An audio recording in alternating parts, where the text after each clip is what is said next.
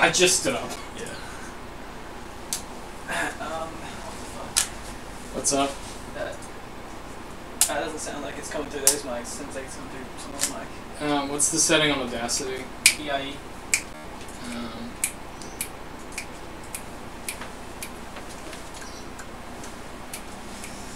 Just a second. I don't know what other mic would be going through.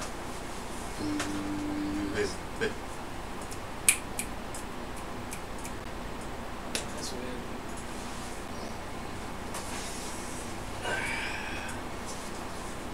It's duct tape and zip tie, right? Yeah.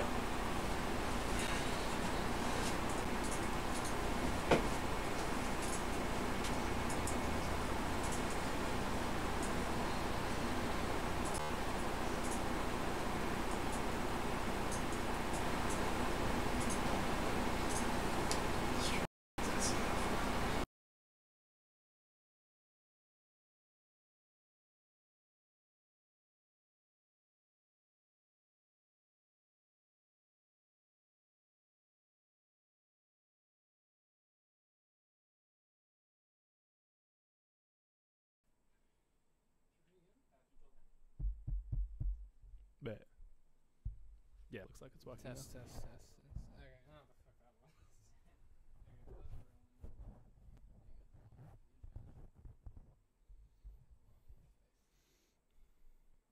Man, that is a horrendous framing. Are you kidding me? It's about what we have every week. Alright. Yeah. I have so much space. Where's the thirds?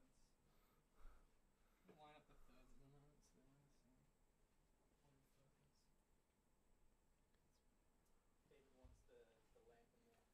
David wants the lamp and the lights. It means that when you're watching it, the center doesn't change. They go both in the center. Fair enough. Okay. Can you record on Audacity? Right, if you want to throw us live, we'll do the 30-second vamp as we get going. What's up? This is about we test the live stream, see if it's working. Gotta get some energy, Benjamin. You've been low energy all afternoon. You gotta get shit together. So tired. You think you're tired? I haven't slept in 2.5 weeks, you son of a bitch. Yeah, but at least you're running on like delirium. I'm I've running got, on I've delirium, got cold nothing. flu. I've got Yeah. nothing. Well, get excited for fucking the podcast that you do. I should have bought some sushi, man. Yeah, should have bought some Would some that have- sushi. That have stocked you up. Some sushi would have gotten me Should have going. done some juiced up with some caffeine or something. Mm. Juiced it right into you. No, I gotta cut down on my caffeine. Yeah. Yeah, I gotta have like. It's probably part of the problem. Well, because I've been like every day I get coffee with my people I work with. Mainly as like I don't drink coffee. I mainly just do it so that I'm not like a complete loner, and I. Try again. Numero deux. Number 2 in Number 2. The boys. Spanish. The boys go Spanish. Like a worst episode ever, where it's just us reading off Google Translate or something. Be fucking The entire terrible. episode, yeah. Because we can barely speak English very well. So. Dude, my English is my like speaking ability has gotten worse over the years. I don't know what it is. Maybe I'm just. I think you might Getting just be dumb. ready for death. Yeah, like could it's be that. time. It's finally happens. Maybe we need to read more. Yeah, I feel like I've grown both more articulate and at the same time like I care so little about what I say now because I talk so fucking much. I've definitely gotten worse. Yeah. Yeah. I don't know that you have. I think, to be honest, like there's some episodes where I'm like, wow, that was incredibly eloquent, but then a lot of it is I can tell that you're like, I want to say a thing, but it's not happening with my brain right now. Time to force it. Yeah. Which I completely Do not know the words that I need to know to do Yeah. this. So I'm just gonna power through. just gonna stammer through. Yeah, which I completely relate to, Yeah. but not really.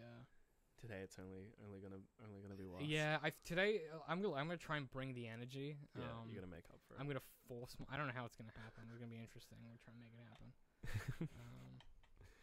All right, I think we should. That looks pretty stable, Pat. If you wanna. Yeah, that looks a bit better. A bit more stable. Some stable boys over here. Bloody horse boys. It's a pun for you playing along at home. Get it stable boys. Oh, Stable boys. right. Okay. Bloody horse boys over here. It's Bloody atrocious. What? How dare you? I thought that was quite a fun little joke. Well, that looks like that's all running smoothly. The audio's coming through. It's as smooth as it's going to fucking get on Australian internet, I'll tell you that much. One day we'll have decent net. Today's not that day. Okay. Let's do our program. Program? Mm-hmm. In 3, 2.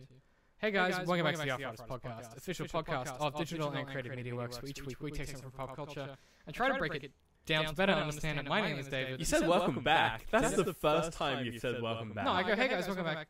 No, you say, hey guys, welcome. Oh. You've never said welcome back. Well, that's upsetting. You added an extra syllable, which is why I was a bit caught off guard. What, I made a face. Hi, I'm Ben. Yeah, I was going to say, that's about where we're at with our intros at the moment. Yeah.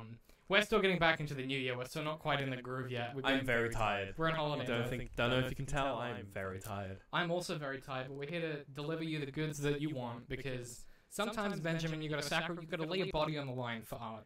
You just got to put it down. You got to put it down. Just lay it down like a brick. Lay yourself on the tracks like a brick for art, so that you can derail the train of art. You got to put us down like a penny on the railroad track. That's to us. derail. Yeah. The train of analytical discussions. That's a really bad analogy. That's terrible. That's us, the bad penny of podcasting. Okay, well, now that horrific sentence is over, this month we're talking about how different media uses what it has to the best of its advantage, whether that be budget, time constraints, style, or source material. And this week is no different. If you watched last week, you'll know what we're talking about. But this week, we're talking about the efficiency of a series of unfortunate events, season 3. That German efficiency, I made that joke last You season, did last week, I? I think, and it wasn't funny then. No, so I'm surprised you went for we'll a see if it's funny next time. double dip. Comedy comes in threes, right? Yeah. It'll be funny the third time. Super, don't think it will, but let's find out. Speaking of third times, yeah, so Unfortunate Events season 3. Season 3 is 2019. It came out like at the start of the year, on the first of the year. And in my opinion, it's obviously based. It's the third season based on the books by Lemoney Snicket, which are then part of a greater kind of world. And it's interesting to me because this season is so far for me both the best and the worst, in that it surpasses the source material, but also like I'm not sure if it's any good, and I can't decide. Yeah, I'm having like a hard time with this show because they're a year apart, yet the show, each episode is, well, each season is so sort of close to the previous ones. It's not like a BoJack where you can generally go in with each season and it'll kind of be a fairly self-contained, detached thing from the other seasons. This one, it's like, no, it's the lead on second sequel. What? It's technically second sequel? I don't know how you explain third season of what really should just be like one big season. Because it's all sort of discrete. Each book is, except for the last episode, which is sort of not any, but like it's very weird. We'll get to it. It's very odd. Having some technical difficulties in the booth over there. It's fine. I'm sure it's okay. Did that fix it? I'm sure there are zero problems. Yeah, it's interesting that you mentioned that too, because it is very much, they could have released this in one block and it would have worked. I mean, it would have worked. Seasons seems wrong. It would have been very long and very hard to get through. Yeah. So I think it needed gaps to not be like a complete fucking drag. Agreed. But it's hard to, I mean, and they kind of sort of poke fun at the fact that the length of time that this story covers is like a year max. Well, except for the last episode. Technically 2 years max. Yeah, I mean, if that, because like the first season's pretty tight. Yeah, and so the second. Max a year because they each have a birthday is what I'm basing that off. Yeah. But yeah, it's across 3 years. Yes. And they poke fun at that once. Which is fun. And I mean, but it's like, it's still, you're like, okay, yeah, like this does actually only take place across a couple months. Which would be cool if they'd done that somehow. I don't know. Yeah, it's interesting. You'd lose. I mean, they would have had to condense it, which I feel like would have lost. Which is what happened with the film, and that's why it didn't really work. Yeah. In the same way. Yeah, we'll kind of go through. Well, I think we'll go through the summary because I think it's interesting. How this season plays out, and maybe the summary will reveal some of the pacing issues that we'll talk about a bit later. Sure. And how some of the structure is not, maybe the best it could kosher. Be.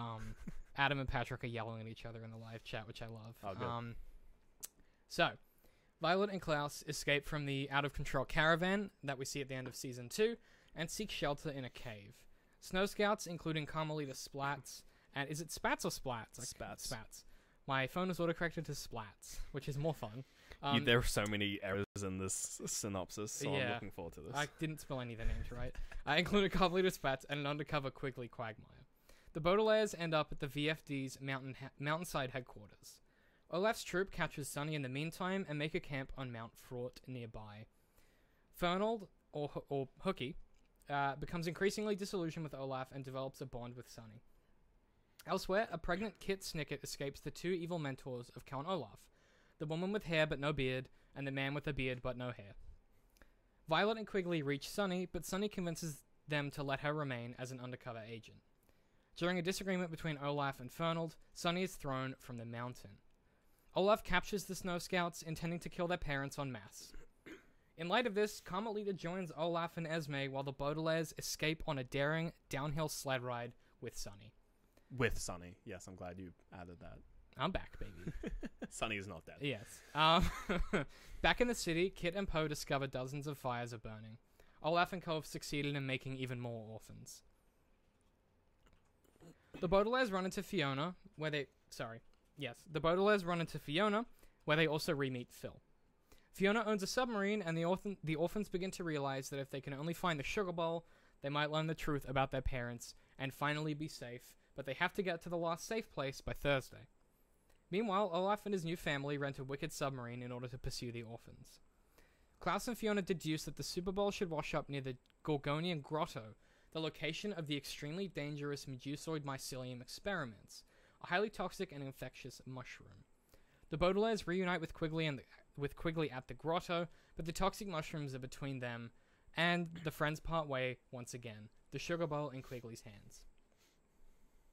The Baudelaires discover too late that Sonny's suit has already been infected by the mushroom, and she has but an hour to live. We also learn that Finaldo and Fiona are brother and sister. Fiona offers Olaf a sealed helmet containing the toxic mushroom, and gives it to Olaf. Eventually, we learn that Finaldo burned down the aquatic center and the VFD research station to halt the development of the mycelium. With Fiona and Finaldo's aid, the orphans escape, returning to Briny Beach, where Mr. Poe is waiting for them. The children refuse his help, instead going with Kit Snicket, departing for the Hotel Denouement. As it transpires, a person with the initials JS has summoned all of VFD's allies and enemies together for a penultimate meeting. Whilst everyone thinks it's Jacques Snicket, we know this can't be the case, as he's already perished. The orphans meet identical twins, Frank and Ernest, the owners of the hotel, and know they can only trust Frank. At the Hotel Denouement, Kit warns the Baudelaires of villains to the VFD and asks them to signal to her if the hotel is not safe for the Thursday VFD meeting.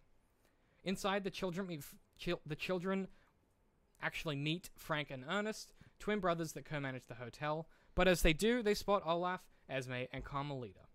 They sneak off by themselves, each seeming to help Frank or Ernest with setting up the means to recover the sugar bowl that is being flown in by a crow, though it's unclear who is Frank and who is Ernest. When the Baudelaires compare their stories, they determine there must be a third denouement brother, and discover Dewey Denouement, who manages the sub-library under the hotel filled with VFD information. Returning to the hotel, they are confronted by Olaf with a harpoon gun, but the children decide to protect Dewey instead. A deterred Olaf pushes the gun into the Baudelaires' hands, and they inadvertently drop it, causing it to go off and impale Dewey. The next day, the High Court takes the orphans' case, and as things are going so well, Olaf turns the tide. He convinces all present that the children are guilty of countless murders and arsons, which they kinda are. Mm-hmm. They then realize that the other judges are Olaf's mentors, and in the confusion, Olaf kidnaps Strauss. The children go with him, and together, Olaf and the kids escape the hotel in a boat from the roof, the orphans finally realizing the authorities can no longer help them. Take a drink. Take a drink. Nearly there. Oh, boy, no, we're not. Oh, God. During these events, flashbacks show Olaf, Esme, and the Baudelaires and the Snickets were connected through VFD, and that Lemoney Snicket and Beatrice Baudelaire had once been in love before he fled, taking blame for an act Beatrice had done, killing Olaf's father. In the present, a panicked Lemoney Snicket arrives, trying to chase down Kit, but finds Strauss and the others watching the fire of the hotel. She gives him a picture of the Baudelaires while stating her failure to protect them. Olaf and the Baudelaires are caught in a storm and wash ashore on a very remote island. The Baudelaires are taken by Ishmael and other inhabitants who have shunned modern conveniences. The children find their parents had come to the island after the VHD schism, creating a home with some modern technology within an apple tree, but their parents return to the mainland before Violet's birth. Ishmael now secretly inhabits that home. Kit, chasing down the Baudelaires, is also caught in the storm and washes up on a raft made of books. The islanders try to see who it is when Olaf appears, claiming to be Kit, but Ishmael sees through the disguise immediately, then impales him with a harpoon gun. But this also shatters the helmet containing the medusoid mycelium, infecting everyone on the island. Ishmael and co. immediately take off in an outrigger to try to make it to a horseradish factory, while the Baudelaires learn that the apples of the tree have been modified by their parents to dilute the fungus's effect. Seeing Kit struck on the stack of books, the Baudelaires convince Olaf to do one last good thing and recover Kit before she dies of drowning. Kit, however, is unable to eat the apple because she is pregnant, and she dies after giving birth to her daughter that she names Beatrice. The Baudelaires bury Olaf and Kit, spend a year on the island, then decide to return to the mainland with Beatrice. Several years later, a preteen Beatrice unites with her uncle Lemoney, who had been able to trace the Baudelaires' fate up to the hotel fire, and shares some of their adventures with him. End credits. Oh man, this is a long one. It's a long one, but there's only like 5 episodes, which is part of my concern of like... 7. Is there 7? There's 7. Wow, okay. There's 2, there's 3, there's 4, well there's 7 books that this one covers. So there's like 3 stories and then the end. And they're each split into 2. Interesting. So it's like part 1 and part 2 of each of them. Yeah, which is curious because I think, you know, the other seasons had a very interesting pacing where you kind of watch one episode then the other. Like you watch part 1, part 2. Yeah. And then you watch the part 1, part 2, and they felt very like delineated. Yeah. But kind of like their own unique contained adventures. Whereas this season was much more. So part 1, part 2, and part 2 leads into part like it very much. Kind of, it wasn't as like directly split down the line. Like there are obvious points between each episode. So like the ending of episode 2 and this where they go down the mountain and end up on the water and they find the submarine. Like that's a pretty clear split, but there's no, unlike the first 2 seasons where they had like a hard reset between, there's usually quite a hard like Poe solid would pick them up and they would go, or they would go actively somewhere else. Be a great travel that they undertook. Whereas I think with this, because they were really trying to wrap it up, they had to kind of bring everyone together. So like, you know, you have Kit, who is pretty much a main character throughout this whole season. You have what's his name, Fernand. Hooky. We can call him Hooky. I don't want to call him Hooky. That's me. His name's Fernand. We have Fernand, who sort of becomes more of a main character, especially where they just take the other hench people and throw them away. Which I wouldn't have minded if they'd done that over time, like over the season 2, maybe. I don't know. It felt very much like they wanted to clear the stage for his story. Yeah, and they realized, oh shit, we should have done this ages ago. Yeah, I don't know. Like, I mean, the pacing, because these are an hour each, right? Yes. And the last one's longer. No, the first 4 episodes are half an hour each. And then the last 3 episodes are an hour each, yeah, I think. Sounds right. It gets longer towards the end. It starts really dragging out. Yeah. Yeah, and I think it was fine. Like, they really, like, Hookie's, god damn it, Fernand's character arc really wraps up within the first 4 episodes. Yeah. After that, he's just like, whatever. They just wrapped it up. He's just present. Yeah. And I think it was an okay redemption arc. I mean, I kind of liked him. He's easily like the best henchman like throughout the entire show. I thought it was easily. I don't know if I would call it a redemption. I've been kind of going back and forth on this, and also all the episodes are different lengths. So there's no point guessing. One of them is the last 3 are all 50. Yeah, and the rest of them vary between 36 and 45. Yeah. But no, it's interesting that because the whole season seems like it finally takes all of what's happened and then puts actually challenges the moral compass of everyone involved. Where like Olaf isn't a completely bad guy. Like he's pretty evil, but like he's not totally bad. Like Hooky has his like quote unquote redemption, but it's not really redemption. So the redemption is because he doesn't really change. Like it's kind of interesting. I think he does. I don't know to a degree. I don't think that he changes in this story. I just think the way that he acts towards the Baudelaires changes.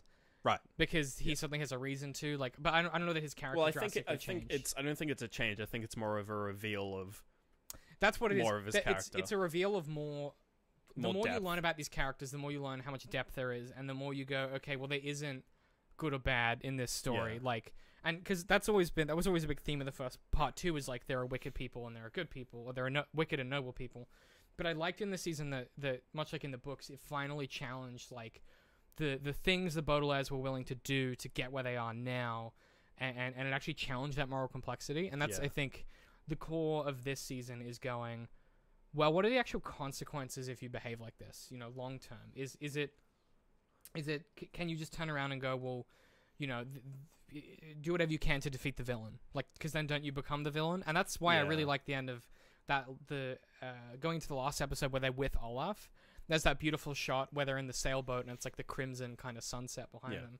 I was like, ooh, that's spicy. Like, I liked that. I liked that they helped him escape. Like, you know, how close do you get to the fire before, you know, it all goes tits up. Like, yeah, I think that part 2 of the hotel episodes, so the 6th episode of the season, I think that one is probably the best, I would at least say. Like, my favorite episode of the season, just because it's the climax of everything you also leading up to this point. You really learn the most. I felt that the final episode was kind of, I don't know, like a weird, almost convenient kind of, I don't know, like, I didn't actually realize that.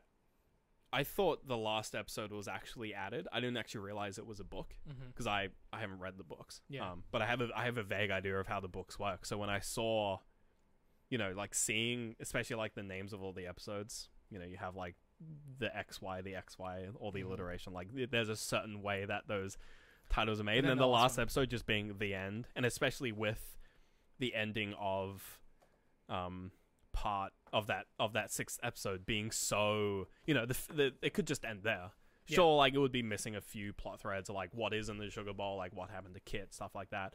But you know, like, it rounds out the story of Lemoney Snicket. It rounds out, you know, there's sort of like a mystery of like, oh, what happens to the Baudelaires? Like, you could easily have like a death of the author kind of situation where like the book just ends there, or the series just ends there. The interesting thing about this one is even the introduction on the back is like this might be the end, but it's not. Like, the story's already over. Yeah, like, this is just like it's an epilogue. Also, I don't know. It's an hour-long epilogue, which is what which is interesting. Well, you say interesting. I say really tedious and boring, and like also introduced. It feels very like J.K. Rowling retconning like the entire story. And you're just like, except not through tweets. We can hang on. Why don't we talk? Because I didn't like the last episode. We should shelve J.K. Rowling's villainy for the post show because I could go on that for hours. But I wanted to let's talk about the last 2 episodes and then pivot into the end, because I think the end might be a good place to wrap up. But just in case, if you're watching this, these books are like so beautiful. Oh my god, they're just gorgeous. I love the effect that they have on the binding. It's so binding. cool. Yeah, if you don't own the originals, you should get them. David's recommendation for this week. Oh, read the books. They're fabulous. Yeah, but I think I might, just because of how amazing the screenplay for the show is. Yeah, it's worth it. I mean, the books are fabulous. Yeah. They're not quite as good as the show, but... Oh, really? Yeah. Damn, that's unfortunate. Well, the show, interestingly, wraps up a bunch of stuff that the books never address, because it has the luxury of retrospect. More just the language. I love the language in the show. I mean, Patrick Warburton is genius casting. I don't know how they picked him, but, like, holy shit. And just, you could not have picked like, better. there are so many lines with just layers and layers of, like, pun and wordplay and sarcasm that I just love. Like, especially when... like all of the the phrases they use, where it's just like, I don't want your bitter apple, and you're like, oh, if you like literally if you like this, you should read Oscar Wilde, because it's very Oscar. And in fact, the hotel owners is a joke on the importance of being earnest. I only picked up when I read your notes and went, oh yeah, it is. The whole thing's a joke about the importance of being earnest, because it's like the last safe places to the country town, and instead of being 2 different dudes with 2 different identities, it's triplets with 3 different roles. Really interesting. But that's a whole like, that's a video, and like that's a video essay that David is going to do. Take like 20 hours of research. And I'm not willing to do that at this point. Last 2 episodes. But last 2 episodes. So I want to talk about the pacing issues that really struggle. That the last 2 episodes really struggle from this problem of there's a lot of payoff in these episodes for things that connect to the first 2 seasons, but mostly for things that are set up at the start of this season.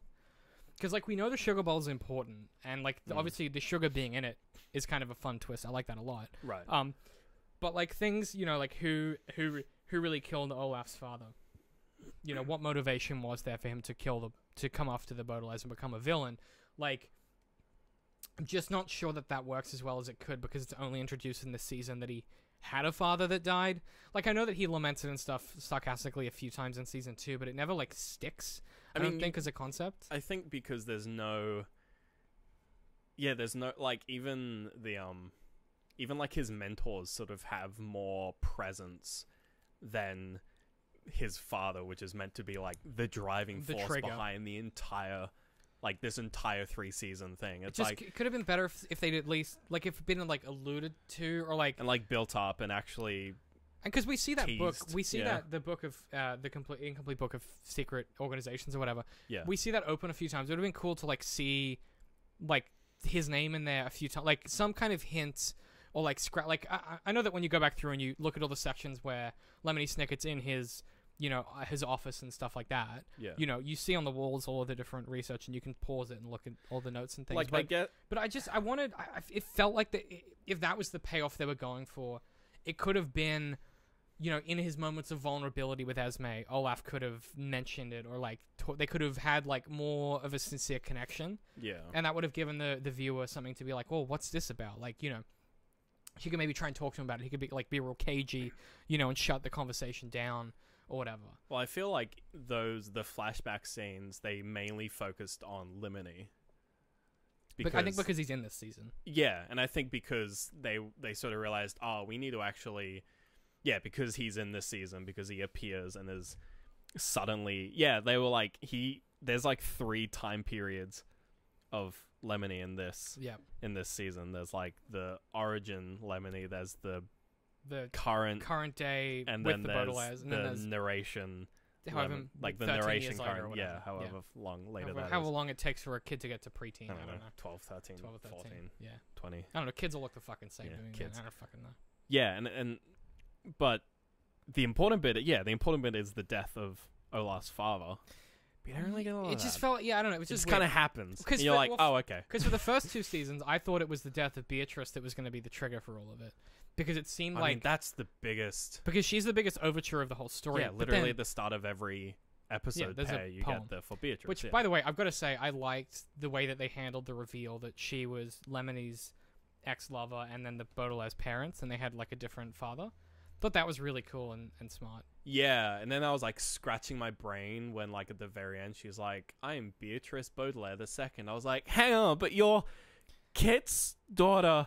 Wouldn't you be Beatrice and like not Baudelaire? You'd be they would have. Of course, they would have called her Baudelaire because they fucking raised her. Just hijack her. Yeah, dude. Yeah, dude. All right, fair enough. Whatever. Also, like, but also she's like, I'm your niece, and it's like, wait, yeah, you are. Yes, because you're Kit's daughter. But then you're also a Baudelaire. You've taken the Baudelaire name, which is fine. People can have different last names.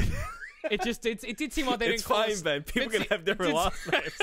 It did seem odd. I know, but like, it did seem odd they didn't call us Snicket. Yeah. But I thought it was because Beatrice Snicket, but that'd be more confusing. That'd be confusing because then you're like, well, did like, Beatrice and Lemoney marry? Because that'd get even more confusing. No, but then it would be Kit, because technically Kit would be. Well, it's like she's Kit Snicket, but if she has a child, you assume she's married. Should be Kit. Dumont. Yeah, Dumont. You're right. Yeah. So she'd be Beatrice Dumont technically. Jesus. Well, yeah. I was thinking about that today, and at that point I went, it's just do Baudelaire's easier. Because then you know who it is. That's a smart move. I like that a lot.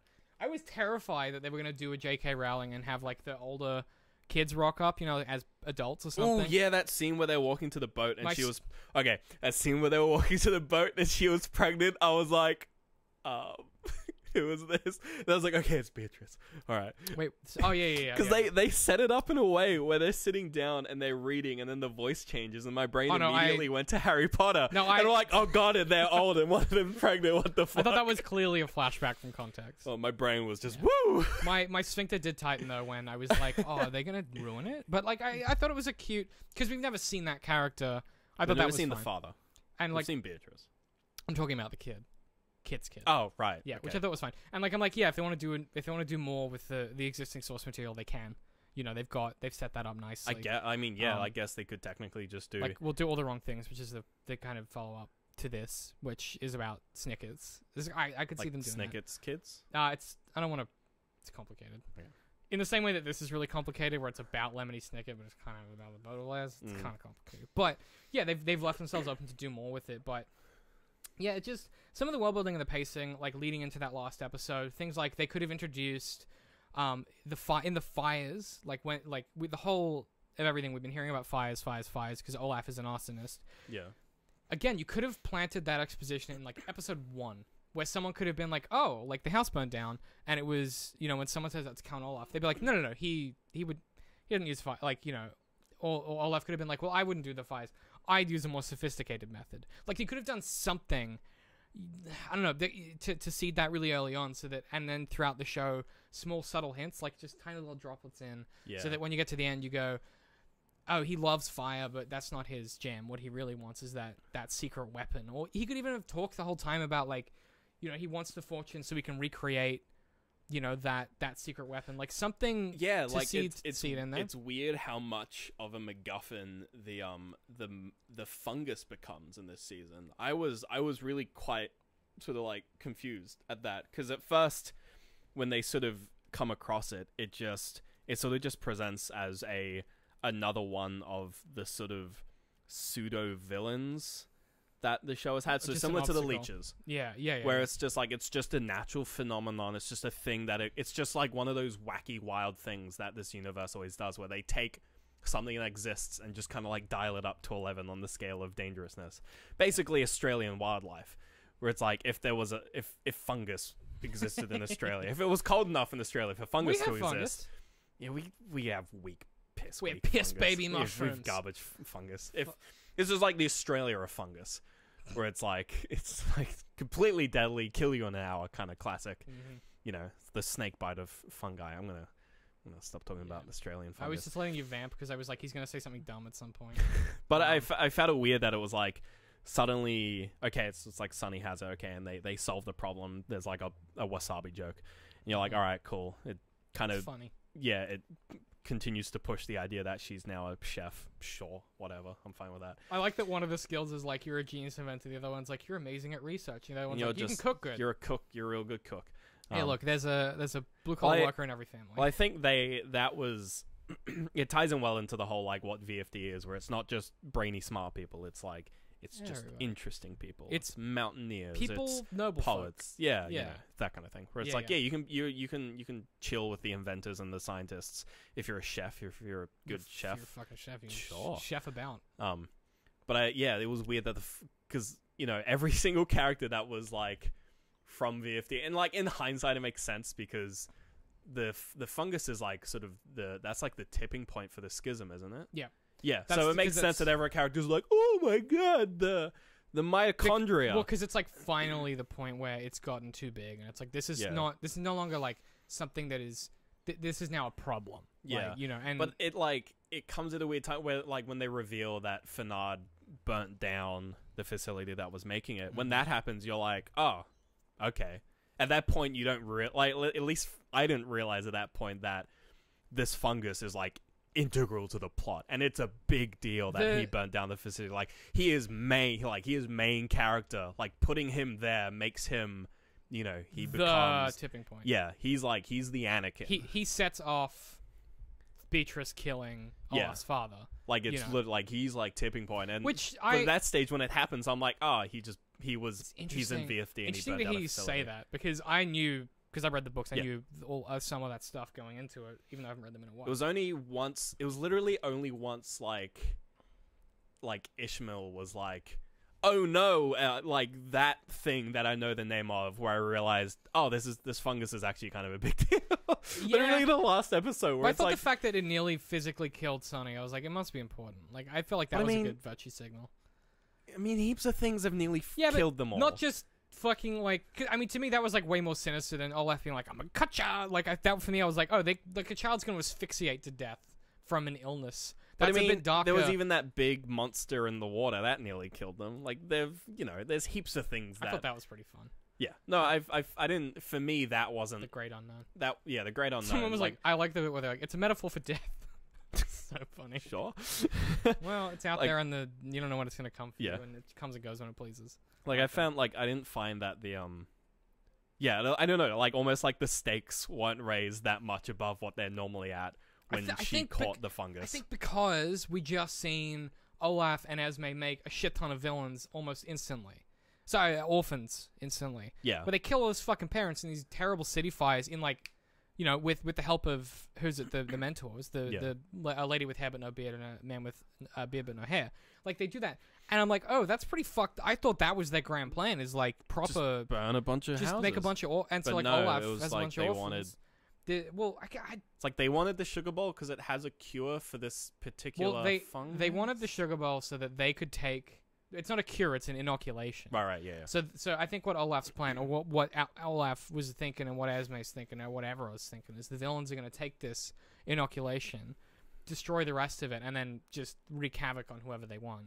Kind of like they have all the cards and suddenly everyone has to do what they say. Right. Which kind of makes sense, but I think one of the fundamental problems is that doesn't necessarily line up with the forces of antagonism that we've seen constructed throughout the previous parts of the show. I think part of it is that they didn't. I don't think they set up the fungus well enough to be being this doomsday device. It just felt like like I got to a point where I was just like, they're still carrying around that helmet. I was like, okay, that's a bit weird. The fact that they're still carrying the helmet. But yeah, like it kind of just felt more like a plot device rather than a MacGuffin or a like a Chekhov's gun or something like that. Which I agree. Whereas it was a Chekhov's gun. Whereas the harpoon gun was a very clever Chekhov's gun. Oh, yeah. It went off like 4 times. Yeah, it went off so... It kept just appearing. And it was like, oh, this fucking harpoon gun. They needed a gun, and they were like, well, we can't just use a gun. Which I thought that was fun. So we use a harpoon gun. Also, something that needs to survive the ocean. Because that was the crucial thing, and so it could work on the island. I was like, that's fun. I like that a lot. Let's, before we kind of get into the final thoughts instead of wrap up and stuff, what do you think of Olaf's death? And the way he went down. Like, there wasn't enough setup between Kit and Olaf for it to be a decent payoff, I felt. Because there was, like, literally one scene of them. I don't know if like, it was... being together. Yeah, I'm not sure if it was supposed like, to... narrative-wise, like, sure, yeah, it makes sense that they would... they would be the last 2 people there, but, like she's pregnant with someone else's child, and she kind of hates you, and you're a bit of a dick. But then it's like... but then it's complicated, because then... She's done bad shit. Like, I don't know. I like that. Has she done bad shit? Well, like, I didn't pick up on that. The intimation of this season is that even the good guys do bad stuff for the right reasons. I don't know. Like, the fucking follow-up series is called All the Wrong Reasons, Ben. Okay. It's almost like they're going for a theme or something with unfortunate events. I didn't think, like, oh, they were setting her up to be, like, someone that had done terribly bad shit. But I thought the implication was that even though Olaf has become a monster, he's a monster of... his circumstances creation. I think it was tied well in the sense that, like, there was this sort of idea of having the moral compass where they were like, they had, at least in that episode, they had all these opportunities to just let him die and, like, be free, and, you know, which up until that point they were pretty much trying to do, just in the sense of just running away. You know, they never really they never had opportunities to just straight up murk Olaf. They have that one time on the boat where they're going to push him over. Yeah. But before that, like in previous seasons, there's never been any opportunities to actually get him. I mean, yeah, they haven't been so explicitly able to just do something really simple or do nothing at all and have him just go. Because he's always had the power. Yeah. So I think I think that was the strongest bit where they were like, okay, well, we're not going to just let him die because that's cruel. We have moral compasses, blah blah blah blah. But they kind of did leave him in the cage to die. Yeah.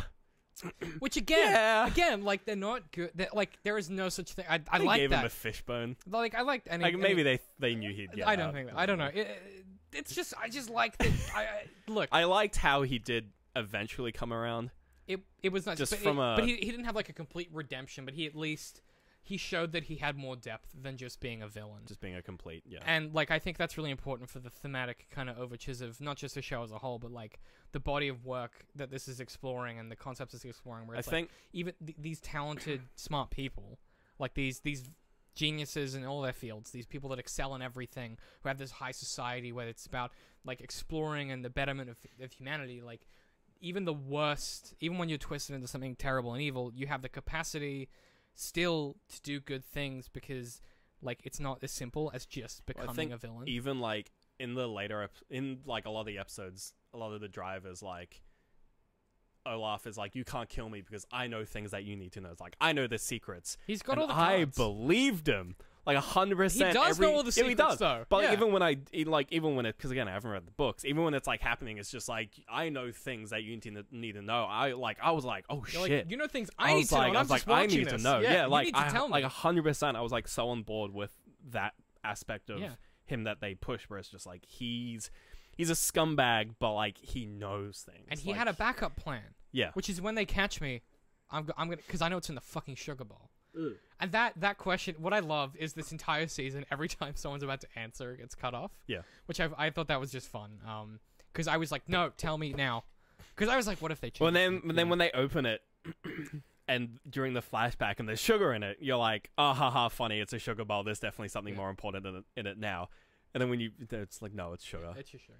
It's also an antidote, but yeah, but that's fun. It's still that's sugar. funny, like because you're like, what is? You're it? like, what it is sugar? Because the whole time you're like, but what could you possibly fit in there that's so valuable?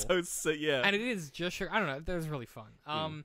Yeah, I wanted to kind of wrap up by just briefly talking about like the style of the show, and this will kind of lead us into our kind of closing thoughts. Like it's very Wes Anderson, particularly in season 1. It loses some of that as it goes through because I think it realized quite rightly that the material was better served by that being a backdrop, not a kind of focal point. Like season 1 has a lot of composite shots with models and things running on the tram, and that kind of cool Wes Anderson thing. Even to an extent, David Fincher, his style has a lot of influence on this show. There's like some like anytime they're in a car in this one, like in a taxi being driven around, that's still very Wes Anderson.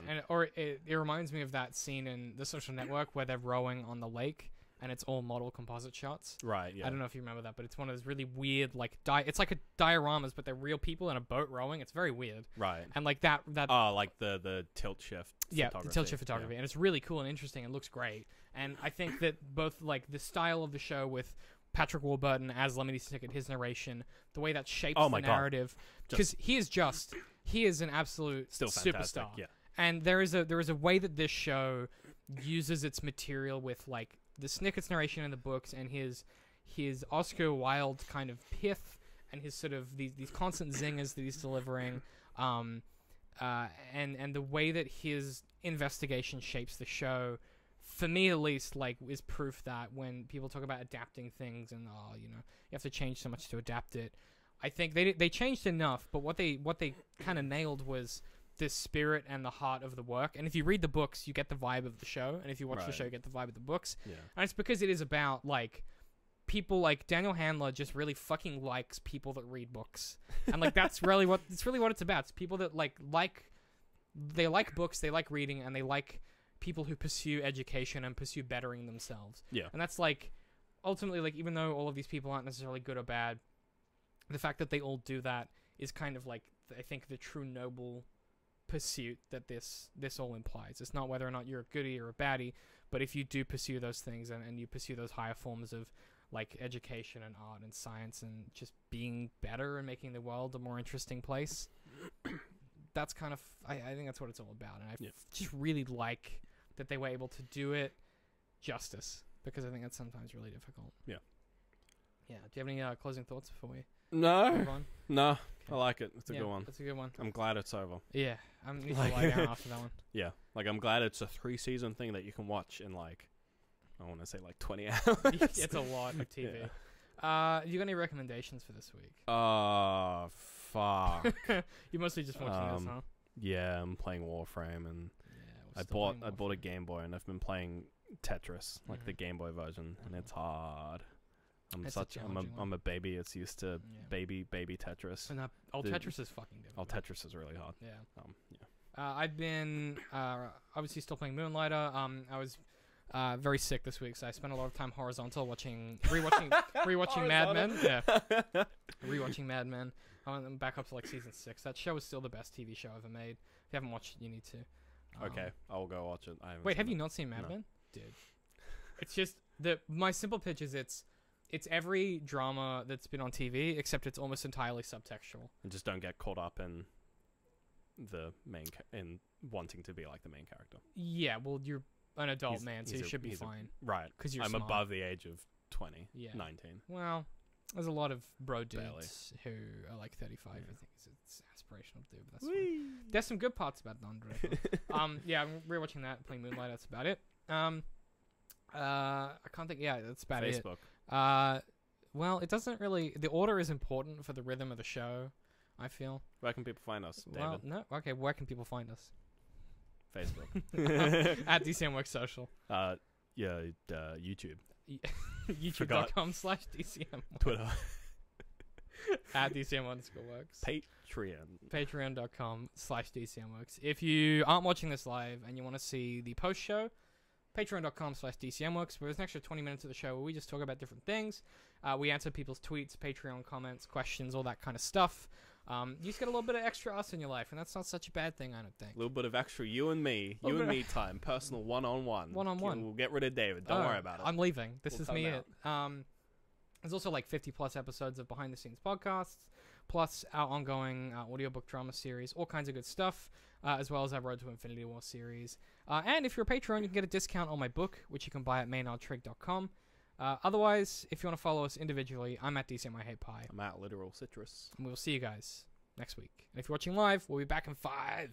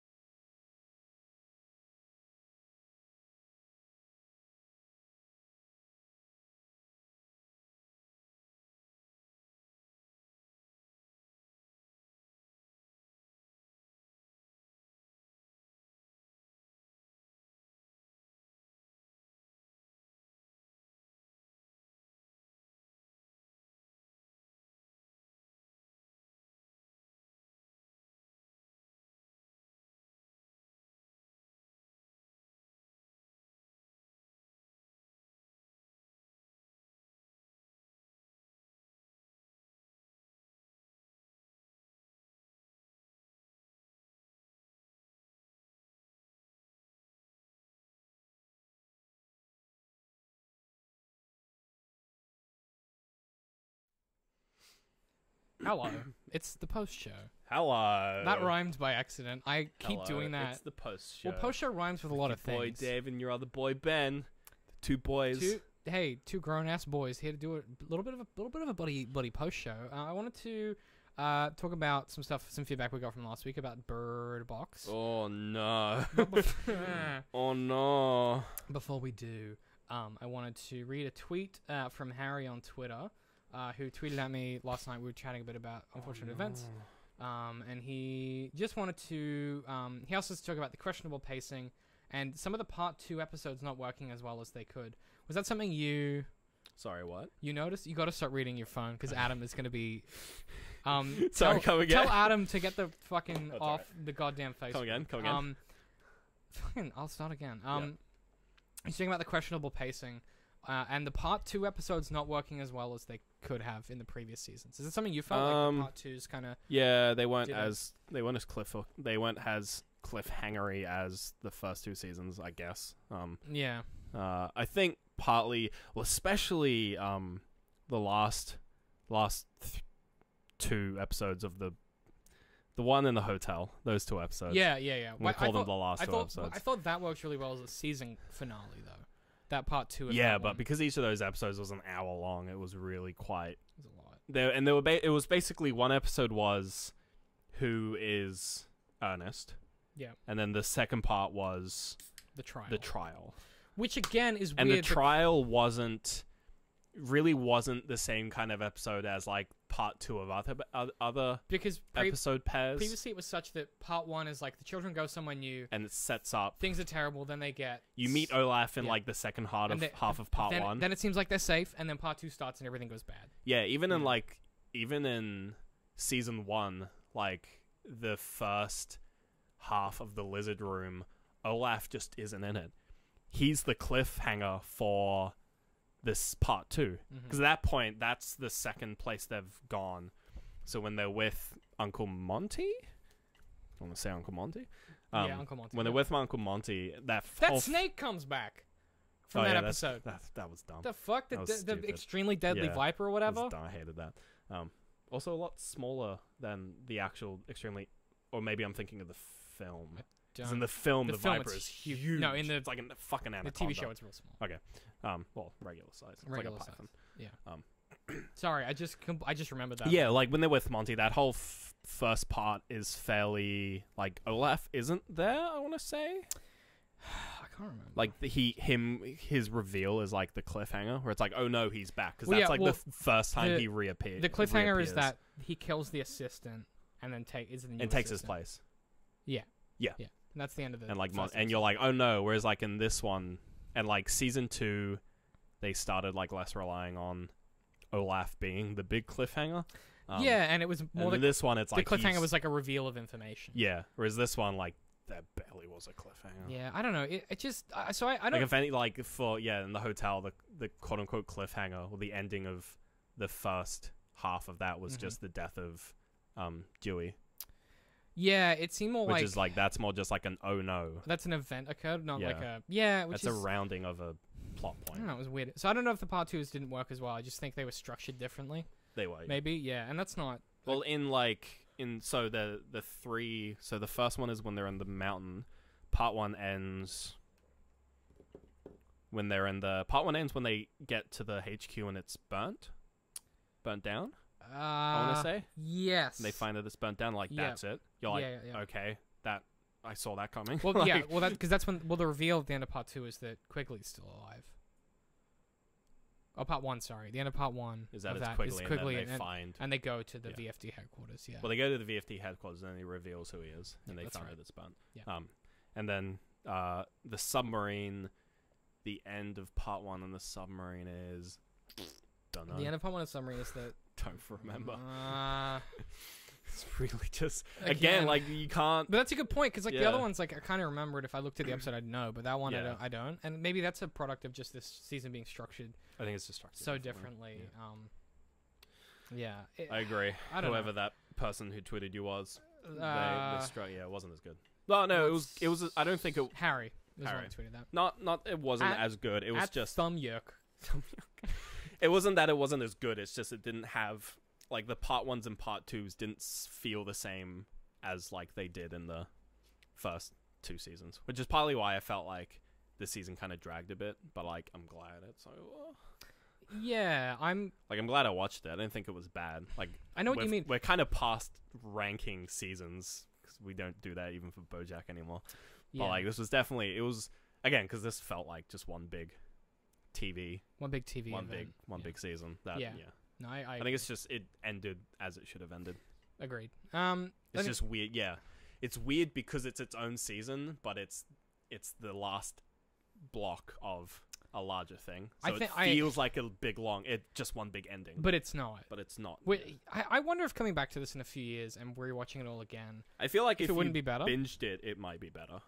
Yeah, well, it definitely slows down and lets you chill out a bit. You can get some snacks, have some dinner. Well, I did the last 3 episodes with some popcorn and some beers. Like, I just lay on the couch and I just watched them back to back. And I thought that was a good way to do it. Whereas the other ones, I caught them kind of in snippets, which I think maybe wasn't I watched the way to go. The first 2, and then I watched the next 4, and then I watched the last one on its own. There was I slept between the ending of The Last Hotel and the last episode. Okay. I felt... Maybe... see, again, I think that's not the way to do it. I think you need to go from... those 3. Because otherwise the last episode feels very like... What? Whereas for me, I was like, okay, cool. We're still wrapping up. We're still wrapping up.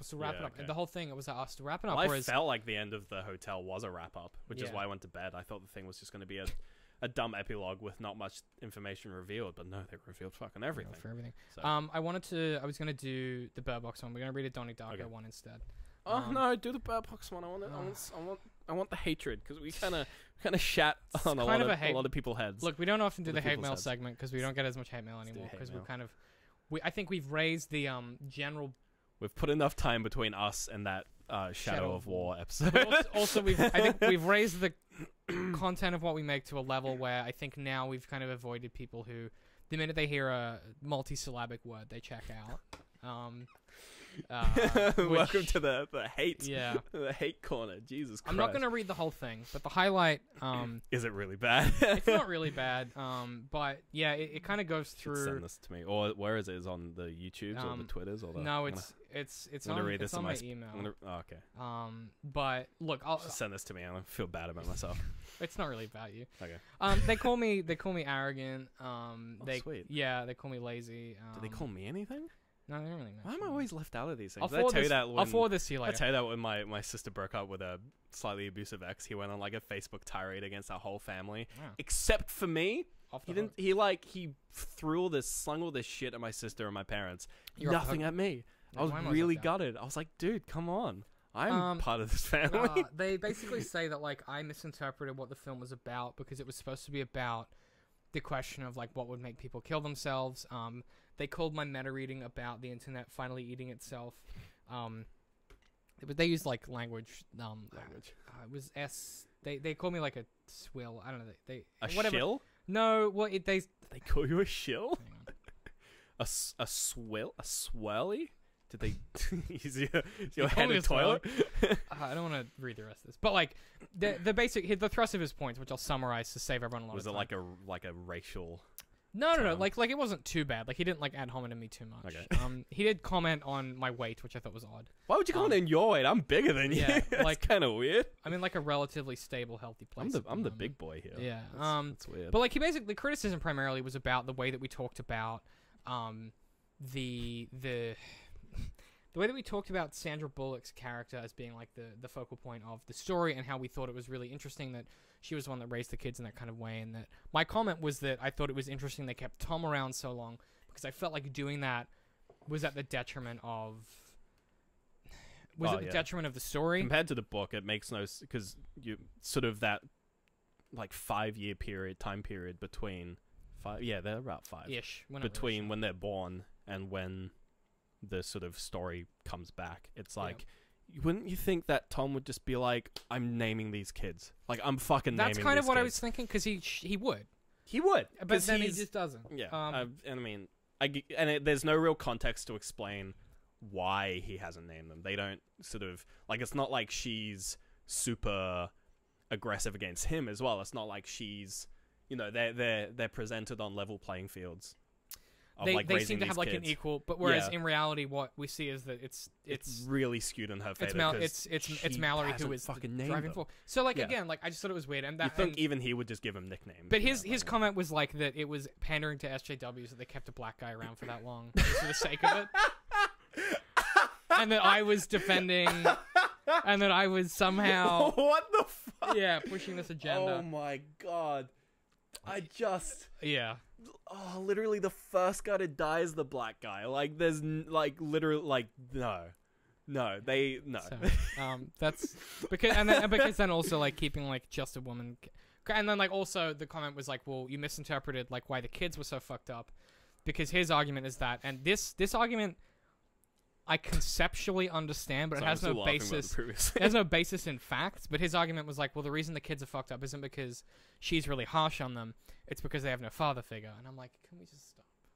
Because the argument, but it's like, but they had Tom, so But they do. in the original story, like This is- he didn't call me a soy boy, but I could tell he wanted to. You know what I mean? I mean, I don't even know if that there's that no dignified. There's no evidence. In there's the no story evidence that suggests it's a lack of Also- father figure that Also, I didn't. Plenty of people have. Well, I'm pretty fucked up. Like, plenty of people don't have good father figures, and they turn out okay. yeah. Like, I'm pretty socialized, and I have a lot of daddy Seems- issues. Like, you know what I mean? That's a very Papa issues. These make you less comfortable. that's a very much taking a worldview that you have and then Forcing it projecting onto a narrative. onto some, Which is yeah. incidentally what we were fucking talking about yeah, in the kinda, episode. It kind of was. Yeah. Rewatch it again. I don't want to talk about that anymore. No. Can we, let's talk about actual interesting comments. sure. This is Man, But again, this is that was a wild ride. this is on our Donnie Darko episode. And this is a comment from Manchild. It's good though, I promise. It's just Okay. an unfortunate username. So The other guy, yeah, a bit more of a man child. Manchild says, "For me, this film resonated because I had talking about Donnie Darko. Yeah. For me, this film resonated because I had a lot of questions about God and why He would allow people to die / suffer so unjustly. And then this is in the context of us describing it as a film that teens are attracted to. Sure.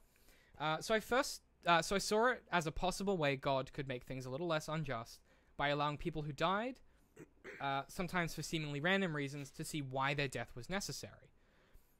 A kind of last gift before death, so they could go into that death with a sense of peace, knowing that their maker actually cared. I kind of like that. I don't believe in God anymore, but Okay. at the time it was a very comforting idea. Going back and reading the director's elaboration of the No, story, and why that's Zoom cut that off. Has ruined this. Yeah, it should, which we talked about. Elaboration of the story and what he intended with it was actually really disappointing. Lol. Yep. Yeah, that's a Well, really interesting thought on it, though. I like that. Of the author. Yeah, watch that Lindsay Ellis video. Yeah, that's a good thing that you don't actually have to. You can have your own interpretation. Yeah. That's a a really interesting thought. interpretation I because like because I know a lot of people who grew up in like a religious setting who sort of like found issues with religion due to just like entirely like kind of like logical fallacies or like sort of reasoning of just like if you're teaching us XYZ, then why is this? And there's usually some kind of reasoning, and this being like a presentation of just like here's a possible reasoning for like XYZ. Even though I grew up like religious, I never had those kind of like moments of just like why is this? I just sort of stopped going to church. But I wonder if that's I think not- like my breakaway from religion, because like I never had like that like struggle with religion that like I know a lot of other people did. But, I think partly because my parents were the ones that sort of took us out of religion. So they weren't super indoctrinating. yeah, so it was more a case of just like, oh, us as a family just sort of stopped being super Just kinda religious. opting So it out. made it easier as a kid to just be like, I'm what not the fuck? interested. Yeah. Yeah. Well, I guess It's a really too. good interpretation. But like of the I film. think that's really Damn. that's really nice. I really like that. Because it has a piece to it, and like we talked about the struggle with that film, which is that it feels significant at that time in your life. Yeah. And this kind of ties into the next comment we have, which is on 8th grade. This is apparently a Q&A episode. Oh, this is just where I finally looked at all our YouTube comments Cool. for like the last few months. This one is from Alexander Klepov, and he says this is about 8th grade. Cool. The great thing about this film is that just like Manchester by the Sea, the people seem real.